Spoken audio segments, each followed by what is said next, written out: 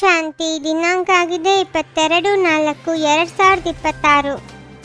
ನೀವು ತಂದೆ ನೆನಪಿನಿಂದ ಅಕ್ಯುರೇಟ್ ಆಗಿರಿ, ಆಗ ನಿಮ್ಮ ಚಹರೆಯು ಸದಾ ಖುಷಿಯಿಂದ ಮಿಂಚುತ್ತಿರುತ್ತದೆ. ಜೀವಿಸಿದ್ದಂತೆಯೇ ಎಲ್ಲವನ್ನು ಮರೆತು ಒಬ್ಬ ತಂದೆಯ ನೆನಪಿರಲಿ. ಇದು ಅಶರೀರಿ ಸ್ಥಿತಿಯಾಗಿದೆ. ಇದರಿಂದ ಆತ್ಮದ ತುಕ್ಕು ಕಳೆಯುತ್ತಾ ಹೋಗುವುದು. ಇದು ನೆನಪಿನ ಯಾತ್ರೆಯಾಗಿದೆ. ಇದರಿಂದ ವಿಕರ್ಮಗಳು ವಿನಾಶವಾಗುತ್ತವೆ. ನೀವು ತುಕ್ಕನ್ನು ಇಳಿಸಿಕೊಳ್ಳಲು ನೆನಪಿನಲ್ಲಿ ಕುಳಿತುಕೊಳ್ಳುತ್ತೀರಿ. ಬ್ರಹ್ಮ ಸೋ ವಿಷ್ಣು ಸೆಕೆಂಡಿನಲ್ಲಿ ಆಗುತ್ತಾರೆ, ಮತ್ತು ವಿಷ್ಣುವಿನಿಂದ ಬ್ರಹ್ಮನಾಗುವುದರಲ್ಲಿ 5000 ವರ್ಷಗಳು ಹಿಡಿಸುತ್ತದೆ. ಇವು ಸಹ ಬುದ್ಧಿಯಿಂದ ತಿಳಿದುಕೊಳ್ಳುವ ಮಾತುಗಳಾಗಿವೆ. ನೀವು ಶೂದ್ರರಾಗಿದ್ದವರೇ ಈಗ ಬ್ರಾಹ್ಮಣರಾಗುತ್ತೀರಿ. ಆಗ ನಿಮ್ಮಲ್ಲಿರುವ ತುಕ್ಕು ತೆಗೆಯಲು ಶಿವತಂದೆಯು ಬ್ರಹ್ಮರವರ ಮೂಲಕ ನಿಮಗೆ ಈ ನೆನಪಿನ ಯಾತ್ರೆಯನ್ನು ಕಲಿಸಿಕೊಡುತ್ತಾರೆ. ತಾವು ಸತ್ತರೆ ತನ್ನ ಪಾಲಿಗೆ ಜಗತ್ತೇ ಸತ್ತಂತೆ, ಈ ಪ್ರಪಂಚವು ಸಮಾಪ್ತಿಯಾಗಲಿದೆ ಎಂಬ ಜ್ಞಾನವು ಬುದ್ಧಿಯಲ್ಲಿದೆ. ತಂದೆಯು ತಿಳಿಸುತ್ತಾರೆ, ಜ್ಞಾನವನ್ನು ಹೇಳಲು ಬರದಿದ್ದರೆ ಕೇವಲ ನೆನಪು ಮಾಡಿ. ಎಲ್ಲ ಭಕ್ತಿನೀಯರು ರಾವಣನ ಬಂಧನದಲ್ಲಿದ್ದಾರೆ ಅಂದಾಗ ಅವಶ್ಯವಾಗಿ ತಂದೆಗೆ ದಯೆ ಬರುತ್ತದೆ ಅಲ್ಲವೇ? ತಂದೆಯು ದಯಾಹೃದಯಿಯಾಗಿದ್ದಾರೆ, ಅವರಿಗೆ ದಯಾಸಾಗರನೆಂದು ಹೇಳಲಾಗುತ್ತದೆ. ಗೀತಾ ಜ್ಞಾನದಿಂದಲೇ ತಂದೆಯು ಇಡೀ ಪ್ರಪಂಚವನ್ನು ಪರಿವರ್ತನೆ ಮಾಡುತ್ತಾರೆ. ನಿಮ್ಮ ಕಾರ್ಯವನ್ನು ಕಲ್ಪತರು ಕಲ್ಪವೃಕ್ಷದ ಸಮಾನ ಅಥವಾ ಅಮರವನ್ನಾಗಿ ಮಾಡಿಬಿಡುತ್ತಾರೆ. ತಂದೆಯ ಆದೇಶದಂತೆ ನಡೆಯುವ ಉಮ್ಮಂಗವೂ ಇರಬೇಕು. ನಾವು ಶಿವತಂದೆಯನ್ನು ನೆನಪು ಮಾಡಿಯೇ ಭೋಜನವನ್ನು ಸ್ವೀಕರಿಸುತ್ತೇವೆ, ಅಂದರೆ ಶಿವತಂದೆಯ ಜೊತೆ ಸೇವಿಸುತ್ತೇವೆ.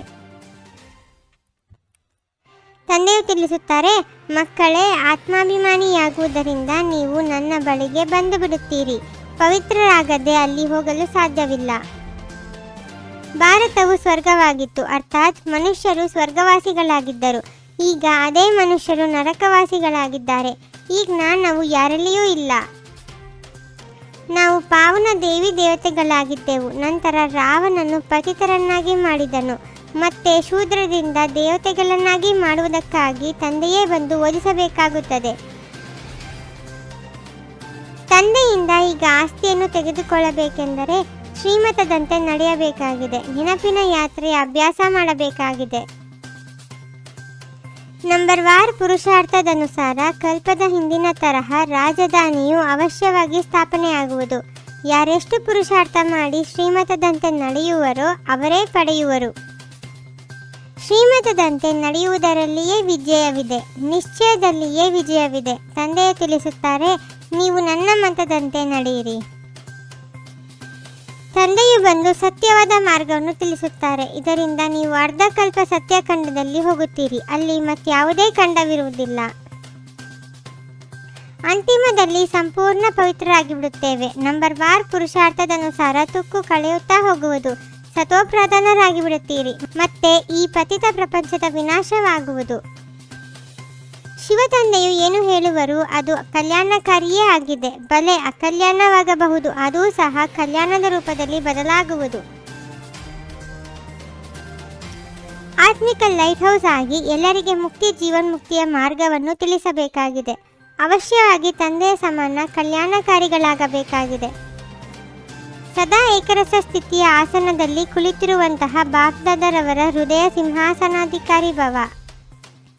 ಅತ್ಯಂತ ಶ್ರೇಷ್ಠವಾದ ಸಿಂಹಾಸನವೆಂದರೆ ಬಾಪ್ದಾದರವರ ಹೃದಯ ಸಿಂಹಾಸನಾಧಿಕಾರಿ ಆಗುವುದಾಗಿದೆ.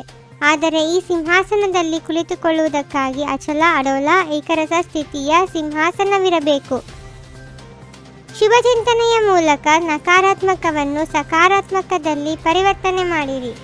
ಓಂ ಶಾಂತಿ. 21 ಜನ್ಮಗಳಿಗೆ 21 ಪರಮಾತ್ಮನ ಮಹಾವಾಕ್ಯಗಳನ್ನು ಆಲಿಸಿ ಹಾಗೂ ನಿಮ್ಮದೇ ಆದ ಈ ಚಾನಲ್ಗೆ ಲೈಕ್ ಮಾಡುವುದನ್ನು ಮರೆಯದಿರಿ.